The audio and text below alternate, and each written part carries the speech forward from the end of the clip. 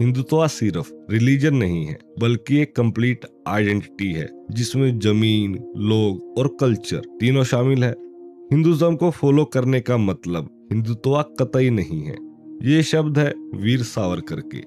सावरकर के अकॉर्डिंग अगर आप सिर्फ हिंदू धर्म को फॉलो करते हैं तो इसका मतलब ये नहीं कि आप हिंदुत्व को भी फॉलो करते हैं। हिंदुज्म और हिंदुत्व दोनों बहुत अलग आइडियोलॉजी है जिसको लोग अक्सर आपस में मिक्स करके कंफ्यूजन पैदा करते हैं। सावरकर अपनी किताब एसेंशियल्स ऑफ हिंदू में हिंदुत्व और हिंदुज्म के इस फर्क को साफ तौर पर समझाते हैं। साथ में वो बताते हैं कि हिंदुत्व के 3 मेन एलिमेंट है। अगर कोई व्यक्ति उन तीनों पर खरा नहीं उतरता तो वो सच्चा हिंदुत्व फॉलो नहीं कर रहा। और यही वो 3 एलिमेंट है जो किसी भी नेशन की यूनिटी के लिए मोस्ट इंपोर्टेंट है। साथ में वो एक्सप्लेन करते हैं क्या सिख, जैन, लिंगायत भी हिंदुत्व की आइडियोलॉजी के पार्ट है या अलग है, और वो कौन से रिलीजन है जो कभी भी इस ग्रुप में शामिल नहीं हो सकते, और उसकी वजह भी एक्सप्लेन करते हैं। बुक शुरू करने से पहले आपसे एक रिक्वेस्ट है, 90% वीडियो देखने वाले दोस्तों ने अभी भी चैनल को सब्सक्राइब नहीं किया हुआ तो प्लीज हमारे चैनल को सब्सक्राइब कीजिए। आपका धन्यवाद। तो शुरू करते हैं अपनी किताब essential of Hindu bye Veer Savarkar. Savarkar शुरुआत में लिखते हैं, लॉजिकली देखें तो चीज मतलब कोई भी ऑब्जेक्ट नाम से कहीं ज्यादा इंपॉर्टेंट होती है। एक ही चीज को अलग अलग भाषाओं में अलग अलग नामों से बुलाया जा सकता है, इसीलिए नाम और उस ऑब्जेक्ट का कनेक्शन नेचुरल नहीं होता। लेकिन जैसे जैसे कोई नाम किसी चीज के साथ लंबे टाइम तक जुड़ा रहता है वैसे वैसे दोनों के बीच एक स्ट्रॉन्ग कनेक्शन बन जाता है। धीरे धीरे ऐसा हो जाता है कि नाम सुनते ही उसी चीज की इमेज, फीलिंग्स और आइडियाज दिमाग में आ जाते हैं और फिर उन्हें अलग करना मुश्किल हो जाता है। अगर किसी नाम के साथ इमोशंस, बिलीफ और यादें भी जुड़ जाएं, तो नाम सिर्फ लेबल नहीं रहता बल्कि खुद एक पावरफुल आइडिया बन जाता है। कुछ नाम इतने पावरफुल हो जाते हैं कि वो जनरेशन से भी ज्यादा टाइम तक सरवाइव कर सकते हैं। जैसे जीसस क्राइस्ट, यहाँ व्यक्ति से ज्यादा उसका नाम और आइडिया टिक गया। इसी तरह मैडोना का नाम सुनते ही लोगों के अंदर स्ट्रॉन्ग रिलीजियस फीलिंग आ जाती है, लेकिन वही इमेज किसी और नाम से हो तो वो इफेक्ट नहीं आता। तो प्रैक्टिकली नाम बहुत इंपॉर्टेंट चीज है। अगर किसी प्लेस या पर्सन का नाम बदल दिया जाए जैसे अयोध्या या वॉशिंगटन, तो लोग उसे एक्सेप्ट नहीं करेंगे। फिर सावरकर लिखते हैं कि हिंदुत्व और हिंदुज्म एक चीज नहीं है। हिंदुत्व एक बहुत बड़ा और कॉम्प्लेक्स कॉन्सेप्ट है जिसे आसानी से डिफाइन नहीं किया जा सकता। इसमें हजारों सालों की history, ideas, culture, tradition, struggles और एक्सपीरियंसेस शामिल है। यह सिर्फ रिलीजन तक लिमिटेड नहीं बल्कि पूरी सोसाइटी का थॉट सिस्टम, इमोशन और एक्शन सबको कवर करता है। हिंदुत्व को एक वर्ड नहीं बल्कि पूरी हिस्ट्री बताया गया है जो कई जनरेशन के एफर्ट से बना है।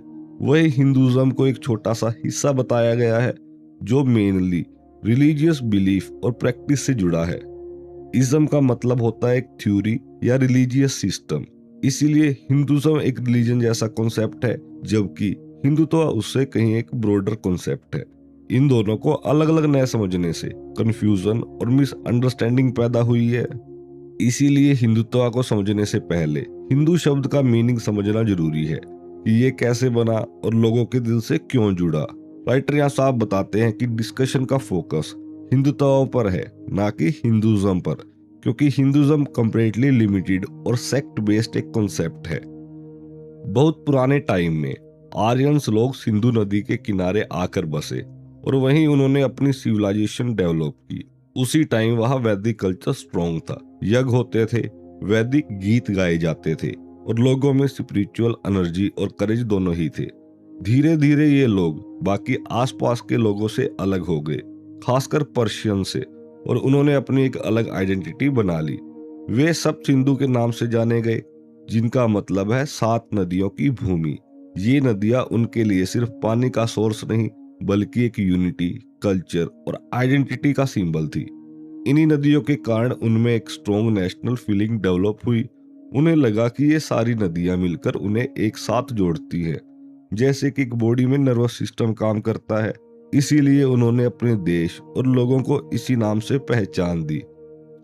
आगे चलते हुए जब ये लोग कई और नई जगह पहुंचे और दूसरी नदियों से मिले, फिर भी उनका इमोशनल कनेक्शन सब सिंधु से ही बना रहा। यही रीजन था कि सिंधु उनके लिए सिर्फ एक नदी नहीं, बल्कि उनकी ओरिजिन और आइडेंटिटी का सिंबल बन गई। भाषा के चेंज होने से सिंधु शब्द हिंदू बन गया। संस्कृत का एस कई जगह एच में बदल जाता है और ये चेंज इंडियन और फॉरेन लैंग्वेज दोनों में दिखता है। इसी वजह से पर्शियन ने सप्त सिंधु को हप्त हिंदू कहा। धीरे धीरे ये नाम बाकी नेशंस में भी फैल गए, क्योंकि लोग अक्सर किसी देश या कम्युनिटी को उसी नाम से जानते हैं जो उनके पड़ोसी यूज करते हैं। इसीलिए बाहरी दुनिया ने इन लोगों को हिंदू कहना शुरू किया। साथ ही इंडिया के अंदर भी जब संस्कृत से प्राकृत लैंग्वेज बनी, तब भी ऐसे एच का चेंज हुआ। इसलिए लोगों ने खुद भी हिंदू शब्द अपनाना शुरू कर दिया। इस तरह हिंदू शब्द पहले एक ज्योग्राफिकली पहचान था जो सिंधु नदी और सप्त सिंधु क्षेत्र से जुड़ा था, लेकिन समय के साथ वही नाम कम्युनिटी, कल्चर और नेशन की आइडेंटिटी बन गया। फिर सिंधु के आसपास रहने वाले लोग जो हिंदूज धीरे धीरे अपने ओरिजिनल क्षेत्र जो कि पंजाब था उससे बाहर फैलने लगे। नई फर्टाइल लैंड उन्हें अट्रैक्ट करने लगी, तो अलग अलग ट्राइब्स आगे बढ़ी और नए इलाकों में बसने लगी। उन्होंने जंगल काटे, खेती शुरू की और शहर बनाए और फिर किंगडम एस्टेब्लिश किए। इस पूरे प्रोसेस में नेचर का रूप बदल गया और सिविलाइजेशन फैलती चली गई। लेकिन जैसे जैसे ये लोग अलग अलग जगहों पर बसते गए, उनकी पॉलिटिकल यूनिटी वीक होने लगी। हर रीजन अपने हिसाब से डेवलप होने लगा और लोग अपने अपने नामों से पहचाने जाने लगे, जैसे कुरूज, कशिश, पंचाल, मगदास। इस वजह से सिंधु या हिंदू जैसा कॉमन नाम धीरे धीरे पीछे चला गया। फिर भी कल्चरल यूनिटी खत्म नहीं हुई, बस उसका फॉर्म बदल गया। एक आइडिया बना चक्रवर्ती, इसका मतलब एक सुप्रीम रूलर जो सबको जोड़ सके। जब राम ने अयोध्या से लेकर सैलोन तक अपना रूल स्थापित किया और पूरा क्षेत्र एक अथॉरिटी के नीचे आ गया, तब पहली बार एक स्ट्रॉन्ग नेशनल यूनिटी बनी। इस मूवमेंट को एक तरह से नेशन का जन्म माना गया, जहां आर्यंस और नॉन आर्यंस दोनों मिलकर एक लोग बने। एक कॉमन आइडेंटिटी के साथ सबने एक कॉमन मिशन, कोज और लॉयल्टी डेवलप की। अब इतने बड़े नेशन के लिए सही नाम ढूंढना जरूरी था, तो नाम रखा गया आर्यावर्ता या ब्रह्मावर्ता जैसे नाम लिमिटेड थे, क्योंकि ये सिर्फ कुछ हिस्सों तक ही रिस्ट्रिक्टेड थे। जब सिविलाइजेशन और साउथ तक फैल गई तो एक नया ब्रॉडर नाम आया, भारत। ये नाम पूरे सब कॉन्टिनेंट को रिप्रेजेंट करने लगा। धीरे धीरे सप्ता सिंधु या आर्यावर्ता जैसे पुराने नाम रिप्लेस होकर भारत खंडा इस्तेमाल होने लगा, जो पूरे लैंड हिमालय से लेकर सी तक को कवर करता था। इस तरह आइडेंटिटी इवॉल्व हुई, पहले सिंधु बेस्ड, फिर रीजनल नेम्स और लास्ट में एक बड़ा कॉन्सेप्ट भारत के रूप में नेशन की पहचान बनी। भारत नाम आने के बाद भी सिंधु या हिंदू नाम पूरी तरह खत्म नहीं हुआ। लोगों का इमोशनल कनेक्शन सिंधु नदी से बना रहा, क्योंकि वहीं से उनका ओरिजिन और आइडेंटिटी जुड़ी थी। फ्रंटियर रीजन, खासकर इंडस के आसपास वाले इलाकों में लोग अपने आप को अभी भी सिंधु राष्ट्र से जोड़ते थे। वहाँ की लैंग्वेज सिंधी भी इस बात का प्रूफ है कि ये लोग अपनी पुरानी पहचान से जुड़े दिखते हैं। इंडियन टेक्स्ट जैसे महाभारत में भी सिंधु रीजन इंपॉर्टेंट रोल में दिखता है, जिससे पता चलता है कि ये आइडेंटिटी पूरी तरह गायब नहीं हुई थी। हालांकि इंडिया के अंदर भारत नाम ज्यादा पॉपुलर हो गया, लेकिन फॉरेन नेशंस ने इस नाम को ज्यादा अडॉप्ट नहीं किया। पर्शियन, ग्रीक, ज्यूज और बाकी देशों ने लोगों को हिंदू या इंडोस मतलब इंडियन कहा। धीरे धीरे यही नाम पूरी दुनिया में फैल गया, यूरोप और बाद में अमेरिका तक। यहाँ तक कि चाइनीज ट्रैवलर भी इसी तरह के नाम जैसे हिंदू या शिंतु नाम का यूज करता रहा। इससे ये पॉइंट सामने आता है कि किसी भी ग्रुप का नाम सिर्फ वो खुद क्या रखना चाहता है उससे तय नहीं होता, बल्कि दूसरे लोग उसे क्या बुलाते हैं उससे भी तय होता है। जब कोई सोसाइटी दूसरी सोसाइटी से कॉन्टेक्ट या कॉन्फ्लिक्ट में आती है, तब उसे एक पहचान मतलब नाम की जरूरत पड़ती है, और अगर बाहरी लोग किसी नाम को लगातार यूज करते हैं तो वही नाम डोमिनेंट बन जाता है। अगर वो नाम लोगों को एक्सेप्टेबल हो या उनके पास्ट और ग्लोरी से जुड़ता हो तो वो और भी स्ट्रांगली टिक जाता है। इसी वजह से हिंदू नाम फिर से स्ट्रांग होकर सामने आया और धीरे धीरे भारत जैसे नाम को पीछे छोड़ दिया, खासकर वर्ल्ड लेवल की पहचान के रूप में।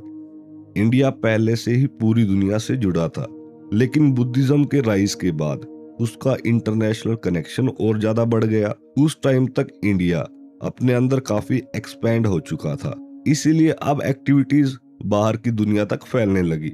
दूसरे देशों के साथ कांटेक्ट बढ़ा, ट्रेड, कम्युनिकेशन और इंटरेक्शन सबसे तेज हो गया। बुद्धिज्म के कारण इंडिया एक स्पिरिचुअल सेंटर बन गया। दुनिया के अलग अलग हिस्सों से लोग यहाँ आने लगे। पिलग्रिम्स, स्कॉलर और स्टूडेंट सब इंडिया को नॉलेज और धर्म का सेंटर मानने लगे।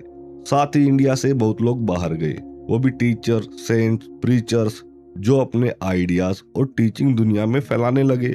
इसी पूरे प्रोसेस में एक और इम्पोर्टेंट बात ये हुई कि बाहर की दुनिया इंडिया को लगातार सिंधु या हिंदू नाम से पहचानती रही। इसी वजह से जब लोग बाहर जाते या बाहर से आते तो ये नाम और ज्यादा स्ट्रॉन्ग होता गया।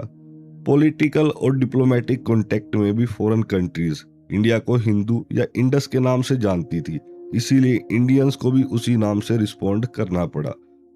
अब धीरे धीरे यही नाम भारत के साथ यूज होने लगा और ज्यादा प्रोमिनेंट बन गया।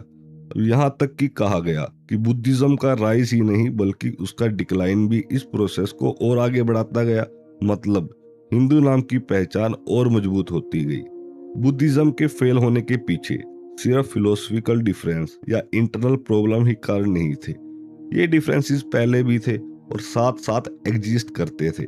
इसीलिए बुद्धिज्म सिर्फ आइडियोलॉजी की वजह से डिक्लाइन नहीं हुआ। बुद्धिस्ट इंस्टीट्यूशन, जिन्हें विहार्स कहते थे, उनमें करप्शन और वीकनेस भी थी। कुछ लोग बहुत आलसी जिंदगी जी रहे थे। फिर भी अच्छे मॉन्क्स जैसे अरहत, भिक्षुस पूरी तरह खत्म नहीं हुए थे। इसलिए ये कारण अकेला नहीं हो सकता। बुद्धिज्म के फैलाव के पॉलिटिकल इफेक्ट डेंजरस साबित हुए। इससे नेशन की स्ट्रेंथ और यूनिटी कमजोर होने लगी। यहाँ सावरकर गौतम बुद्धा की लाइफ का एक एग्जाम्पल देते हैं। जब उन्होंने अपनी शाक्या क्लेन के स्ट्रॉन्ग लोगों को मोंक बना लिया तो उनका रिपब्लिक कमजोर हो गया और आसानी से हार गया। इसी आइडिया को आगे बढ़ाते हुए बताया गया कि बाद में यही सिचुएशन पूरे भारत के साथ हुई, जब नेशन वीक हुआ और बाहर से आने वाले इन्वेडर जैसे हुन्स उनके सामने हम टिक नहीं पाए। यहाँ ये भी दिखाया गया कि अहिंसा और स्पिरिचुअल आइडियाज ने लोगों को स्ट्रॉन्ग रेजिस्टेंस करने से रोका, जिससे एनिमीज को फायदा मिला। इसी तरह पॉलिटिकल वीकनेस और मिलिट्री स्ट्रेंथ की कमी को बुद्धिज्म के डिक्लाइन का बड़ा कारण बताया गया। लेकिन बुद्धिज्म के कंट्रीब्यूशन को पूरी तरह डिनाई नहीं किया जा सकता, लेकिन उसके साथ जो पॉलिटिकल इफेक्ट जुड़े थे उन पर भी ध्यान देना जरूरी है। कहा गया कि लोग अक्सर मान लेते हैं कि इंडिया का सबसे पावरफुल पीरियड बुद्धिस्ट टाइम था, लेकिन ये सोच मेनली यूरोपियन हिस्टोरियन के इन्फ्लुएंस से बनी है। पहले यूरोपियंस को इंडिया के पुरानी हिस्ट्री की ज्यादा नॉलेज नहीं थी, इसीलिए उन्होंने बुद्धिज्म के पीरियड को ही सबसे इम्पोर्टेंट मान लिया। लेकिन यहाँ पॉइंट ये है कि बुद्धिज्म से पहले भी इंडिया में स्ट्रॉन्ग किंग्स, अचीवमेंट और ऑर्गेनाइज सोसाइटी मौजूद थी, जिसने आगे की डेवलपमेंट को पॉसिबल बनाया था। अशोका और बुद्धिस्ट मोंक के अचीवमेंट को एक्सेप्ट किया गया, लेकिन ये भी कहा गया कि पॉलिटिकल स्ट्रेंथ सिर्फ इसी पीरियड तक लिमिटेड नहीं थी। फिर सावरकर बताते हैं कि बुद्धिज्म ज्यादा स्पिरिचुअल सक्सेस में स्ट्रॉन्ग था, लेकिन प्रैक्टिकल दुनिया में जहां वॉर्स, पावर और सर्वाइवल जरूरी है, यहाँ ये अप्रोच कमजोर साबित होती है। जब बाहर से हुन्स जैसे इन्वेडर आए तो उन्होंने देश को डिस्ट्रॉय किया। टेम्पल्स, कल्चर, फैमिलीज सब पर अटैक हुआ। इन्वेडर्स भले ही कल्चर और नॉलेज में इंफीरियर थे, लेकिन उनकी स्ट्रेंथ मतलब वॉयलेंस और वॉर पावर ज्यादा थी। उनका मेन रूल था फायर एंड स्वॉर्ड, यानी ताकत और हिंसा। इस सिचुएशन में अहिंसा और बुद्धिस्ट आइडियाज इन अटैक को रोक नहीं पाए, इसलिए लोगों को लगा कि सर्वाइवल के लिए स्ट्रॉन्ग रिस्पॉन्स जरूरी है।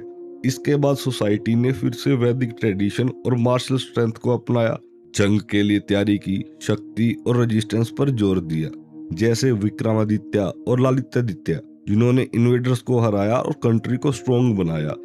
इस चेंज के बाद फिर से डेवलपमेंट हुआ। Art, culture, agriculture, trade, philosophy हर फील्ड में ग्रोथ आई।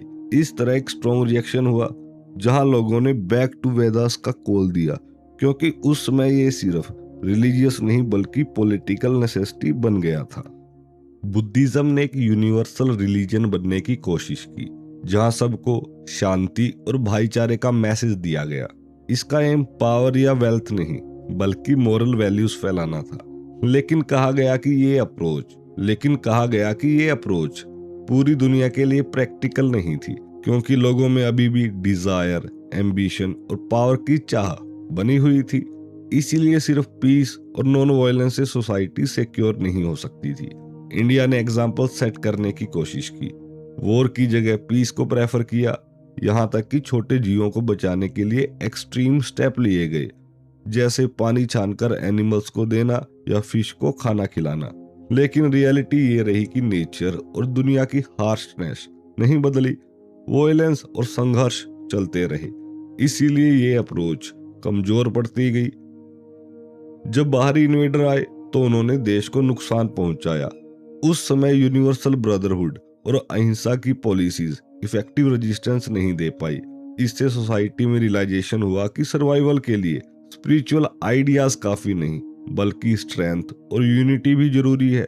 फिर ये आइडिया आया कि नेशन को स्ट्रॉन्ग बनाने के लिए एक स्ट्रॉन्ग नेशनल आइडेंटिटी और यूनिटी चाहिए, ऐसी आइडेंटिटी जो लोगों को इमोशनली और पॉलिटिकली जोड़ सके। यह भी कहा गया अगर दुश्मन के साथ बहुत ज्यादा कॉमन बिलीफ हो तो रेजिस्टेंस कमजोर हो जाता है। इसलिए एक क्लियर डिस्टिंक्शन और स्ट्रॉन्ग सेल्फ आइडेंटिटी जरूरी है। सावरकर लिखते हैं कि फ्यूचर में प्रोटेक्शन का मेन बेस वैल्यूर मतलब शक्ति और नेशनल कॉन्शियसनेस होना चाहिए, क्योंकि केवल यूनिवर्सलिज्म और नॉन वायलेंस से नेशन सेफ नहीं रह सकते। बुद्धिज्म के यूनिवर्सल आइडियाज के खिलाफ एक स्ट्रॉन्ग रिएक्शन शुरू हुआ। जैसे जैसे बुद्धिज्म को फिर से पावर में लाने की कोशिश हुई, वैसे वैसे नेशनलिस्ट थिंकिंग और स्ट्रॉन्ग होती गई। लोग अपनी नेशनल इंडिपेंडेंस छोड़कर किसी फॉरेन रूलर को एक्सेप्ट करने के लिए तैयार नहीं थे। लेकिन अगर कोई फॉरेन इन्वेडर बुद्धिज्म को सपोर्ट करता था तो कुछ इंडियन बुद्धिस्ट उसके प्रति सिंपैथी दिखा सकते थे। इससे ये डर बना कि रिलीजन के बेसिस पर फॉरेन पावर इंडिया के अंदर इन्फ्लुएंस बढ़ा सकते हैं। कुछ रिकॉर्ड्स में ये भी बताया गया कि फॉरेन बुद्धिस्टिक फोर्सेस ने इंडिया पर अटैक करने की कोशिश की और चाइना जैसे रीजन्स को बेस बनाकर लड़ाई लड़ी। इन बैटल में आखिरकार बुद्धिस्ट फोर्सेस हार गई और उन्हें प्रॉमिस करना पड़ा कि वे फ्यूचर में इंडिया के खिलाफ पॉलिटिकल या टेरिटोरियल इंटेंशंस नहीं रखेंगे। इसके बाद सोसाइटी में नेशनल आइडेंटिटी को स्ट्रॉन्ग करने के लिए पुराने इंस्टीट्यूशन को फिर से रिवाइव किया गया। सबसे इंपॉर्टेंट था 4 वर्ना सिस्टम, जो बुद्धिज्म के टाइम में पूरी तरह खत्म नहीं हुआ था लेकिन अब और ज्यादा स्ट्रॉन्ग हो गया था। राजा भी इस सिस्टम को एस्टेब्लिश करने पर गर्व फील करने लगे। धीरे धीरे ये सिस्टम नेशनल आइडेंटिटी से जुड़ने लगा, मतलब नेशनलिटी और सोशल स्ट्रक्चर एक दूसरे से कनेक्ट हो गए। इसके साथ ये आइडिया भी आया कि लोगों को उन देशों में नहीं जाना चाहिए जहां उनकी आइडेंटिटी, कल्चर या सिस्टम को रिस्पेक्ट न मिले और जहां उन्हें डिस्क्रिमिनेशन का सामना करना पड़े। इस रिएक्शन को एक्सट्रीम कहा गया, लेकिन पॉलिटिकली ये समझने लायक बात है, क्योंकि एम था नेशन की यूनिटी और प्रोटेक्शन को मजबूत करना। बुद्धिज्म के डिक्लाइन के पीछे पॉलिटिकल और नेशनल जरूरत भी एक बड़ा कारण थी, क्योंकि बुद्धिज्म का कोई फिक्स्ड ज्योग्राफिकल सेंटर नहीं था। इसीलिए इंडिया को अपनी एक क्लियर नेशनल आइडेंटिटी और सेंटर फिर से बनाना जरूरी था। जब नेशन में सेल्फ कॉन्शियसनेस बढ़ी और बाहर के लोगों से कॉन्फ्लिक्ट हुआ, तब लोगों ने अपने और दूसरों के बीच फर्क बनाना शुरू किया, ताकि ये क्लियर हो सके कि हम कौन हैं और हमारी बाउंड्री क्या है। साउथ साइड पर तो नेचुरल बाउंड्री जैसे समुंदर ऑलरेडी क्लियर थे, लेकिन नॉर्थ वेस्ट साइड पर रेसिस की मिक्सिंग बहुत ज्यादा हो रही थी और बॉर्डर स्टेबल नहीं थे। इससे इनसिक्योरिटी बढ़ रही थी। इसीलिए एक स्ट्रॉन्ग और क्लियर बाउंड्री की जरूरत फील हुई। इसके लिए सिंधु नदी को नेचुरल बॉर्डर के रूप में देखा गया। यहाँ ये आइडिया दिया गया कि जब एंसेस्टर्स ने सिंधु पार की थी, तब भी उन्होंने एक नई आइडेंटिटी और नेशन की शुरुआत की थी। उसी सिंबल को फिर से अपनाकर अपनी पहचान मजबूत करने की कोशिश की गई। इसके बाद बैक टू वेदास का मूवमेंट बताया गया, इसके बाद सावरकर लिखते हैं कि इसके बाद आया बैक टू वेदास का मोमेंट, जिसमें वैदिक ट्रेडिशन, कल्चर और आइडेंटिटी को फिर से रिवाइव किया गया। इस सोच के अकॉर्डिंग नेशन को वैदिक बेस पर ऑर्गेनाइज करना चाहिए और उसी के हिसाब से उसकी पहचान तय होनी चाहिए। यहाँ सावरकर फिर एक एग्जाम्पल देते हैं शालिवाहना का, जिसने फॉरेन इन्वेडर को हराने के बाद इंडस मतलब सिंधु नदी को इंडिया और बाहर के नेशन के बीच ऑफिशियली बाउंड्री घोषित किया। इस तरह सिंधु को सिर्फ एक नदी नहीं बल्कि नेशनल आइडेंटिटी और पॉलिटिकल बाउंड्री का सिंबल बना दिया गया, जिससे हिंदुस्तान यानी हिंदू लैंड के कॉन्सेप्ट और मजबूत हो गया। सप्त सिंधु या सिंधु हमारे देश का सबसे पुराना नाम था और भारत बाद में आया। किसी व्यक्ति के नाम पर रखा गया ये नाम, जैसे भारत, टाइम के साथ उसका इमोशनल इफेक्ट कम हो सकता है क्योंकि व्यक्ति तो चला जाता है, लेकिन सिंधु जैसे नाम नेचर से जुड़े होते हैं। नदी हमेशा रहती है, इसीलिए वो लगातार लोगों में प्राइड, याददाश्त और कनेक्शन बनाए रखती है। सिंधु नदी को एक सिंबल के रूप में बताया गया जो पास्ट और फ्यूचर को जोड़ती है और नेशन की कॉन्टिन्यूटी को रिप्रेजेंट करती है। इसी वजह से हिंदुस्तान नाम को स्ट्रॉन्ग और परमानेंट आइडेंटिटी माना गया जो नेचर और हिस्ट्री दोनों से जुड़ा हुआ है। अब सावरकर एक और इंटरेस्टिंग बात बताते हैं। सिंधु का मतलब सिर्फ इंडस नदी नहीं बल्कि समुंदर भी होता है। इससे ये आइडिया बनता है कि सिंधु शब्द अपने आप में पूरे देश की बाउंड्रीज को इंडिकेट करता है, नॉर्थ वेस्ट में इंडस और साउथ में समुंदर। इस तरह हिंदुस्तान का मतलब हुआ वो पूरा लैंड जो इंडस से लेकर समुंदर तक फैला है। पूरी मदरलैंड की एक इमेज ही एक शब्द में आ जाती है। फिर आर्य शब्द का मीनिंग क्लियर किया गया। यहाँ आर्य को किसी रिलीजन या कास्ट तक लिमिटेड नहीं माना गया। आर्य का मतलब बताया गया जो लोग इस लैंड मतलब हिंदुस्तान में रहते हैं, एक common culture, common history, common blood और कॉमन पॉलिटी शेयर करते हैं। इसमें सभी लोग शामिल हैं, चाहे वो वैदिक हो या नॉन वैदिक, ब्राह्मण हो या चंडाला। इसके अपोजिट मैलेचा शब्द का यूज हुआ जिसका मतलब रिलीजियस नहीं बल्कि फॉरेन पीपल, बाहर के लोग जो इस नेशन और कल्चर का हिस्सा नहीं है।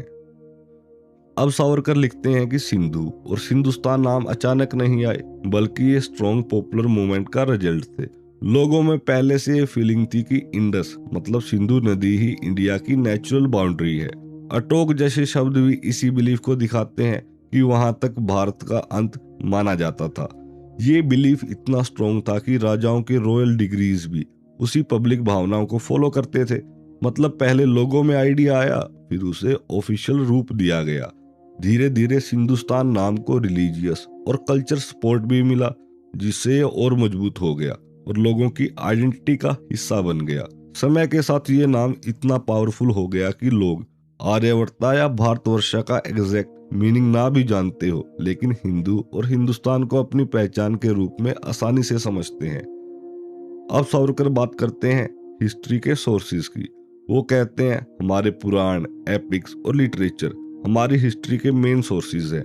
इनमें कुछ इनएक्यूरेसीज या बढ़ा चढ़ाकर बातें हो सकती है, लेकिन इसका मतलब ये नहीं कि इन्हें पूरी तरह रिजेक्ट कर दिया जाए।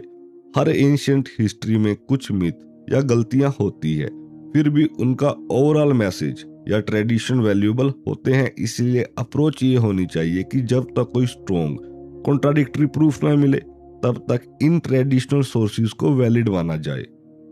फिर वो लिखते हैं इन पुराणों और एपिक्स ने हमारी हिस्ट्री को बचा कर रखा, जबकि दुनिया के कई सिविलाइजेशन की हिस्ट्री पूरी तरह मिट गई।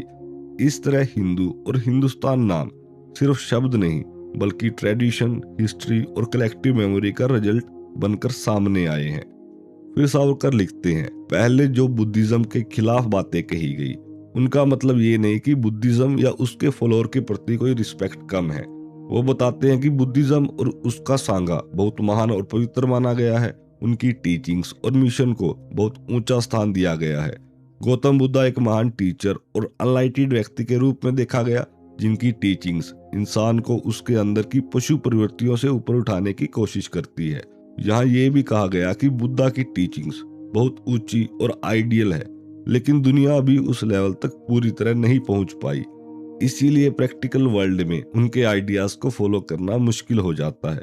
फिर एक आइडिया दिया गया है कि नेचर का रूल अभी भी स्ट्रॉन्ग है, जहाँ स्ट्रॉन्ग वीक पर डोमिनेट करता है। इसीलिए सिर्फ सही होने से दुनिया नहीं चलती, बल्कि स्ट्रेंथ भी जरूरी है। इसी कारण नेशनलिज्म का कॉन्सेप्ट अभी भी इम्पोर्टेंट है और यूनिवर्सलिज्म उसकी जगह नहीं ले पाया। सावरकर ये भी मानते हैं कि बुद्धा और उनकी टीचिंग्स इस नेशन का हिस्सा है, जैसे श्री राम, श्री कृष्णा और श्री महावीर।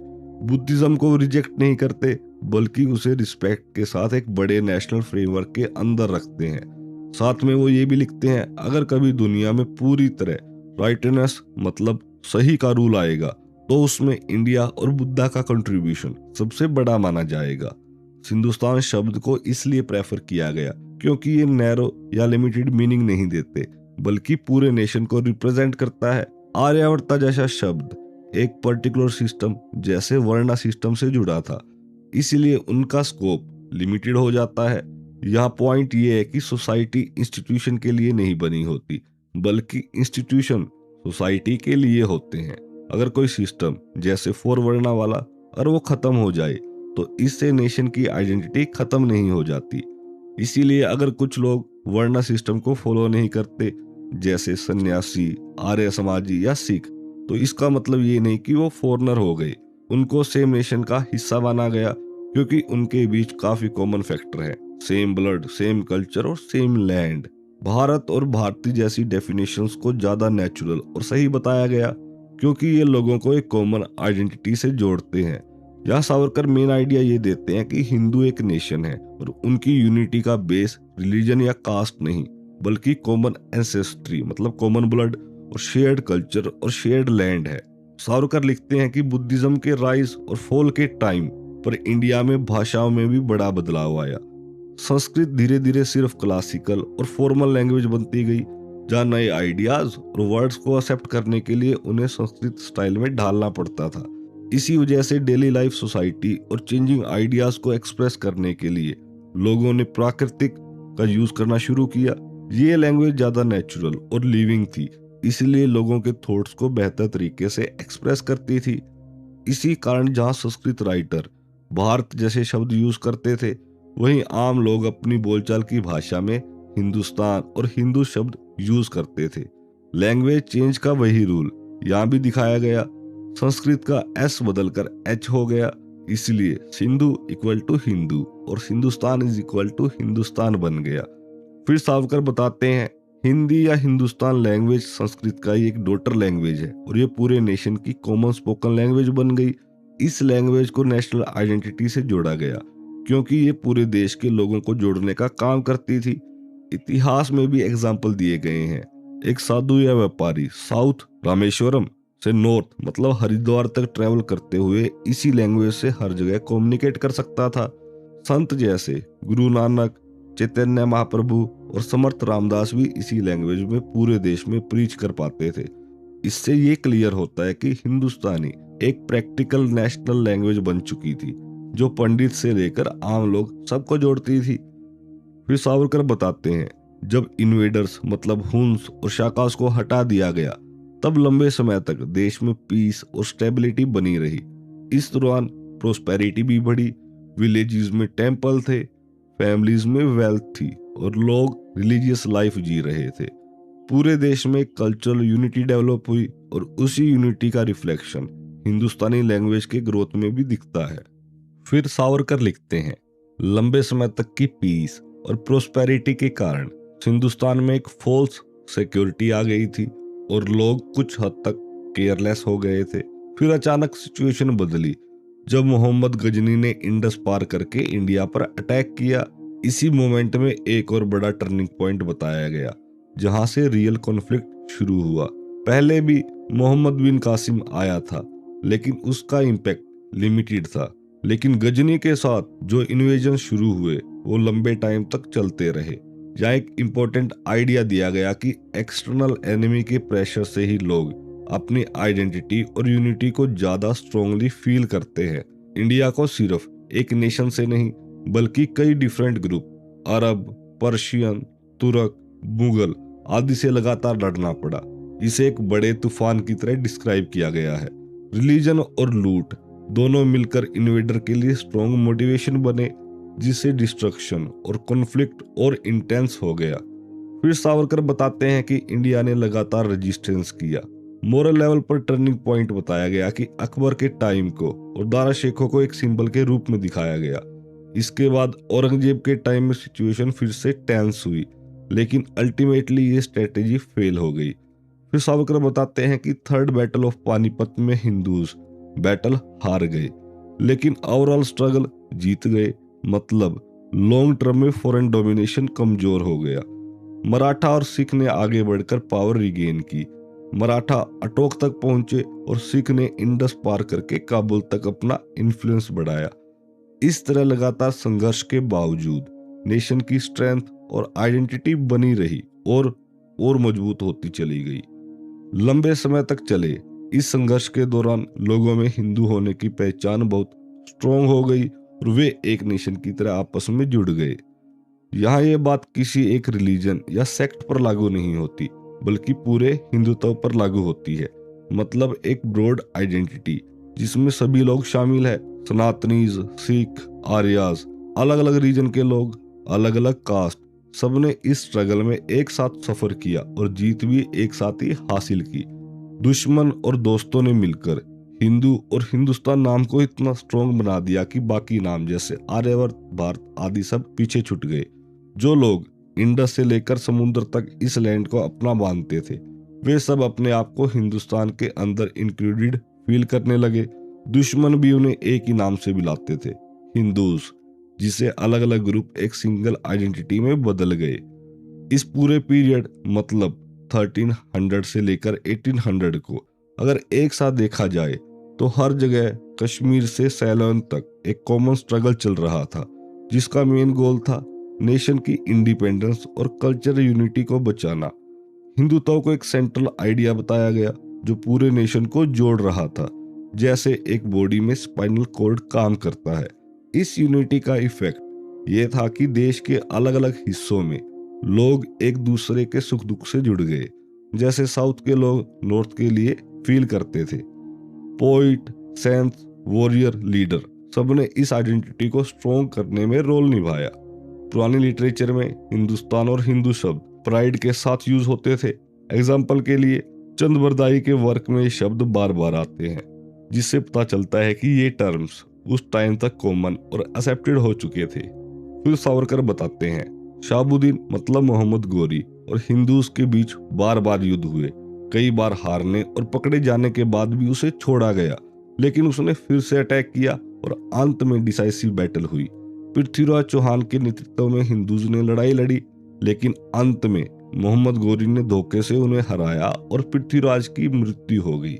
इन घटनाओं को चंद ने अपनी एपिक में बहुत इमोशनल और पैट्रियोटिक तरीके से दिखाया है, जहाँ हिंदूज और हिंदुस्तान शब्द बार बार यूज होते हैं। यहाँ ये पॉइंट हाईलाइट किया गया है कि उस समय हिंदुस्तान शब्द लोगों की आइडेंटिटी का स्ट्रॉन्ग हिस्सा बन चुका था, जबकि भारत शब्द यूज कम हो रहा था इस सेंस में।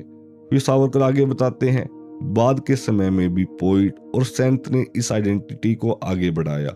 समर्थ रामदास अपने विजन में हिंदुस्तान के रिवाइवल की बात करते हैं, जहां देश फिर से स्ट्रॉन्ग और इंडिपेंडेंट बनता है और धर्म व शक्ति एक साथ चलते हैं। इस तरह भूषण ने अपनी पॉइंट्स में हिंदूज को इंस्पायर किया और औरंगजेब को चैलेंज किया।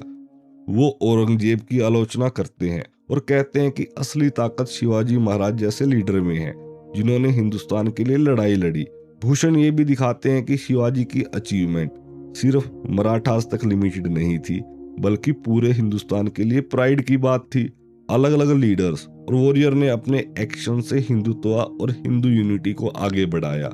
36 साल के शिवाजी, राज सिंह और गुरु गोविंद सिंह को एक तरह का चैंपियन माना गया, जो खुद को हिंदुत्व का रक्षक समझते थे। जब 36 ने शिवाजी महाराज से मुलाकात की तो उन्हें और प्रेरणा मिली और उन्होंने अपने क्षेत्र में स्ट्रगल को और आगे बढ़ाया। इस तरह गुरु तेग बहादुर ने भी हिंदूज की रक्षा के लिए अपनी जान दी, खासकर कश्मीर के ब्राह्मण के लिए।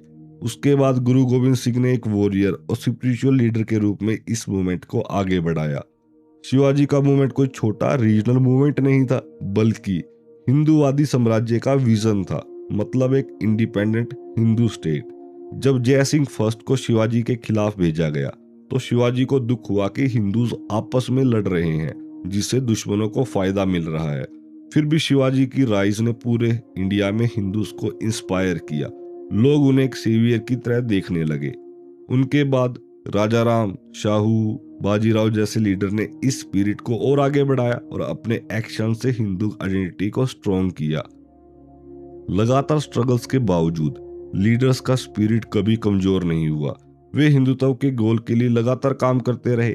बाजीराव फर्स्ट ने अपने लेटर्स में दिखाया कि मुसीबतों के बावजूद उनका डिटर्मिनेशन स्ट्रॉन्ग रहा और वो हिंदू कोस को आगे बढ़ाने के लिए कमिटेड थे।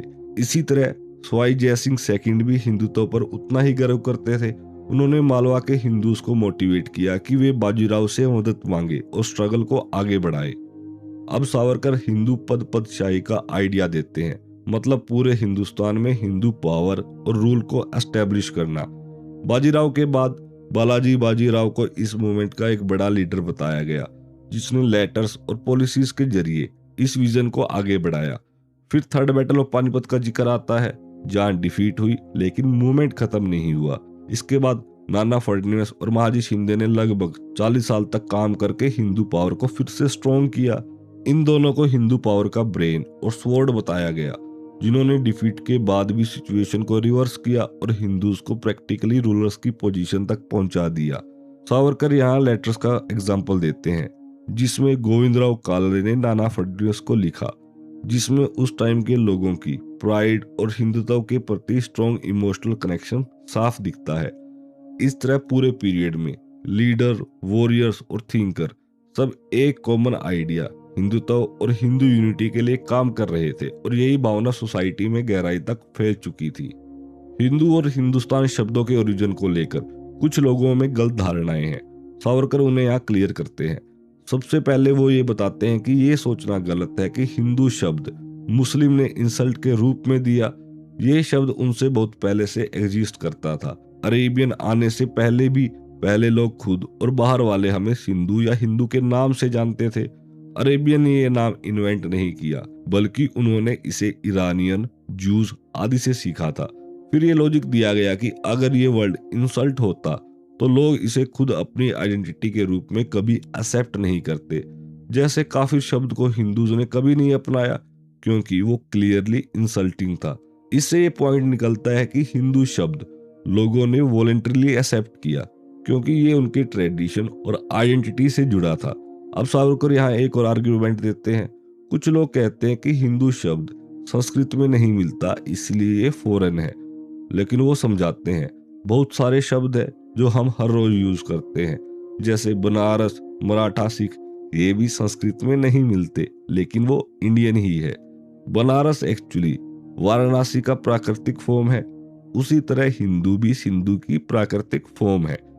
इसलिए ये नॉर्मल है कि प्राकृतिक वर्ड संस्कृत टेक्स्ट में ना मिले और फिर कुछ संस्कृत वर्ड में हिंदू शब्द मिलता है, जिससे इसकी इंपॉर्टेंस और क्लियर होती है।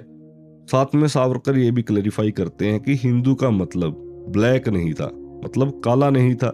ये आइडिया बाद में कुछ पर्शियन यूजेस में आया हो सकता है, लेकिन ओरिजिनल मीनिंग ऐसा था ही नहीं। असल में हिंदू शब्द एंशिएंट ईरानियन लैंग्वेज से आया था, जिसे जैंड कहते हैं। यहाँ ये सिर्फ सिंधु रीजन के लोगों के लिए यूज होता था। उस टाइम हिंदूज और ईरानी साथ रहते थे और कॉम्प्लेक्शन भी सिमिलर थे, इसलिए ये वर्ड कलर के बेसिस पर नहीं हो सकता। जब यह क्लियर हो चुका कि हिंदू और हिंदुस्तान शब्द पुराने और प्राउड नाम है, तो फिर ये मायने नहीं रखता कि बाद में किसी ने इसका गलत या इंसल्टिंग मीनिंग निकाल दिया। सावरकर यहाँ एक एग्जाम्पल देते हैं इंग्लैंड का। एक टाइम था जब इंग्लिश शब्द खुद इंग्लैंड में इंसल्ट की तरह यूज होता था, खासकर नॉर्मल रूलर्स के टाइम। लेकिन इंग्लिश लोगों ने अपना नाम नहीं बदला। धीरे धीरे वही इंग्लिश नाम पावरफुल बन गया और दुनिया में सम्मान पाने लगा। इसी तरह ये पॉइंट दिया गया कि किसी नाम की रिस्पेक्ट इस बात से तय नहीं होती कि लोग उसे क्या बोलते हैं, बल्कि इस बात से होती है कि उस नेशन की स्ट्रेंथ, अचीवमेंट्स और कैरेक्टर क्या है। कॉन्फ्लिक्ट के टाइम पर नेशंस एक दूसरे के लिए नेगेटिव वर्ड यूज करते हैं। जैसे हिंदूज भी मुसलमान शब्द को कभी कभी इंसल्ट की तरह यूज करते थे, लेकिन ये टेम्परेरी रिएक्शन होते हैं जिन्हें बाद में भूल जाना चाहिए। फिर सावरकर बताते हैं कई जगह पर हिंदू शब्द पॉजिटिव मीनिंग में भी यूज हुआ, जैसे स्ट्रेंथ, ब्रेवरी और क्वालिटी के सिंबल के रूप में।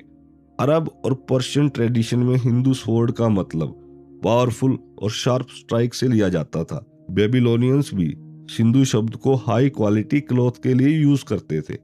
चाइनीज ट्रैवलर जुआन जेंग ने हिंदू को इंडू मतलब मून से जोड़कर बताया गया, मतलब ये नेशन दुनिया को लाइट और पीस देने वाला था। इससे ये आइडिया दिया गया कि नेम की रिस्पेक्ट खुद एक्शन से बनती है, वैल्यू और प्योरिटी और हाई आइडियाज से, not by changing the names. अगर लोग हिंदू नाम छोड़कर आर्यन जैसे नए नाम अपनाने की कोशिश भी करें तो भी असली रिस्पेक्ट तभी आएगी जब नेशन स्ट्रॉन्ग और महान बनेगा। अब सावरकर लिखते हैं कि हिंदू शब्द को छोड़कर कोई नया नाम देना प्रैक्टिकली पॉसिबल नहीं है। कहा गया है कि हिंदू अब सिर्फ शब्द नहीं बल्कि पूरे नेशन की यूनिटी का सिंबल बन चुका है। नॉर्थ से साउथ और ईस्ट से वेस्ट तक लोगों को जोड़ने वाली कॉमन आइडेंटिटी है। इसीलिए इसे बदलना उतना आसान नहीं जैसे कोई कह बदल ले। सावरकर यहाँ एक आदमी का एग्जाम्पल देते हैं जो खुद को हिंदू की जगह आर्यन कहलाना चाहता था। तब उसे समझाया गया कि अगर अपना पर्सनल नाम बदलना इतना मुश्किल है क्योंकि लोग उसे पुराने नाम से जानते हैं, तो पूरी रेस का नाम बदलना कितना मुश्किल और बेकार होगा। मतलब आइडेंटिटी सिर्फ थ्योरी से नहीं बदलती बल्कि सोसाइटी और हिस्ट्री से जुड़ी होती है। फिर सिख धर्म का एग्जाम्पल दिया गया जहाँ कुछ फॉरेन वर्ड्स और इन्फ्लुएंस आ गए लेकिन फिर भी पूरी आइडेंटिटी नहीं बदली। ये स्कार्स की तरह हैं, पुरानी लड़ाइयों के निशान जो रहते तो हैं लेकिन उन्हें हटाने की कोशिश जरूरी नहीं क्योंकि वो नुकसान भी कर सकती है। सावरकर ये आइडिया देते हैं कि हिस्ट्री के दौरान जो चेंजेस आए उन्हें पूरी तरह मिटाने की कोशिश प्रैक्टिकल नहीं होती। इसीलिए बेहतर यह है कि एग्जिस्टिंग आइडेंटिटी को एक्सेप्ट किया जाए और उसे स्ट्रॉन्ग बनाया जाए बजाय इसके कि उसे बदलने की कोशिश की जाए। अगर किसी शब्द को बदलना ही हो तो लॉजिकली उन वर्ड्स को बदलना चाहिए जो क्लियरली फॉरेन है। लेकिन हिंदू और हिंदुस्तान तो खुद इस लैंड के सबसे पुराने और अपने शब्द हैं। ये वर्ड्स वैदिक टाइम से जुड़े हैं, हजारों सालों से यूज हो रहे हैं और पूरी ज्योग्राफी सिंधु से समुद्र तक और पूरी आइडेंटिटी को रिप्रेजेंट करते हैं। इन शब्दों को जनरेशन से लोगों ने अपनाया है, वॉरियर, सेंट, पोइट सब ने, और इनके लिए लड़ाइयां भी लड़ी है। ये नाम सिर्फ शब्द नहीं बल्कि हिस्ट्री, सेक्रीफाइस और कलेक्टिव मेमोरी से जुड़े हुए हैं। जैसे बैटल्स, लीडर और मूवमेंट सब इसी आइडेंटिटी के नाम पर हुए। इसलिए इन्हें छोड़ना ऐसा ही है जैसा अपनी आइडेंटिटी और अपने दिल को ही छोड़ देना, जो प्रैक्टिकली इम्पॉसिबल और हार्मफुल है। कुछ लोग हिंदू शब्द इसलिए अवॉइड करते हैं क्योंकि उन्हें लगता है कि इससे हिंदुज्म रिलीजन जुड़ जाता है। बट सावरकर ये क्लियर करते हैं कि ये कंफ्यूजन गलत है। हिंदुत्व और हिंदुज्म अलग अलग चीजें हैं। हिंदुत्व को नेशनल और कल्चर आइडेंटिटी बताया गया जबकि हिंदुज्म एक रिलीजियस कॉन्सेप्ट है। इसलिए कोई व्यक्ति हिंदू हो सकता है आइडेंटिटी के सेंस में बिना किसी स्पेसिफिक रिलीजियस बिलीफ को फॉलो किए हुए। एग्जाम्पल दिया गया कि जैन लोग खुद को हिंदू मानते हैं भले ही वे वेदास को रिलीजियस अथॉरिटी न माने। अंत में सावरकर लिखते हैं, डिस्कशन पूरे टाइम रिलीजन मतलब इज्म के बारे में नहीं बल्कि आइडेंटिटी के बारे में चल रही है और उसे उसी एंगल से समझना चाहिए। बुक में आगे सावरकर हिंदुत्व के मीनिंग को समझाने की कोशिश करते हैं। हिंदुत्व शब्द हिंदू से निकलता है और सबसे पुराने रिकॉर्ड्स में सप्त सिंधु या हप्त हिंदू एक रीजन के लिए यूज हुआ था जहाँ वैदिक लोग रहते थे। शुरुआत में इसका मीनिंग ज्योग्राफिकल था, मतलब एक खास लैंड या रीजन। समय के साथ ये मीनिंग बदलता और फैलता गया और हजारों सालों बाद हिंदुस्तान पूरे इंडियन सबकॉन्टिनेंट के लिए यूज होने लगा, इंडस से लेकर समुद्र तक। किसी नेशन की यूनिटी के लिए दो चीजें बहुत जरूरी है, एक क्लियर टेरिटरी मतलब लैंड और दूसरा एक कॉमन नेम। इंडिया के केस में दोनों मौजूद है, एक क्लियरली डिफाइंड लैंड और एक स्ट्रॉन्ग नाम, हिंदुस्तान या हिंदू। ये नाम सुनते ही लोगों के दिमाग में भी मदरलैंड और हिस्ट्री की इमेज आ जाती है जिससे यूनिटी और स्ट्रॉन्ग होती है। इसीलिए हिंदुत्व का सबसे पहला और बेसिक एलिमेंट ज्योग्राफिकल है, मतलब हिंदू सबसे पहले उस व्यक्ति को कहा जाएगा जो इस लैंड मतलब हिंदुस्तान से जुड़ा है, या तो खुद या अपने एंसेस्टर के थ्रू, और इसे अपनी मदरलैंड मानता है। बाहर के देश जैसे अमेरिका, फ्रांस में भी हिंदू शब्द का मतलब सिर्फ इंडियन ही समझा जाता है, बिना किसी रिलीजियस मीनिंग के।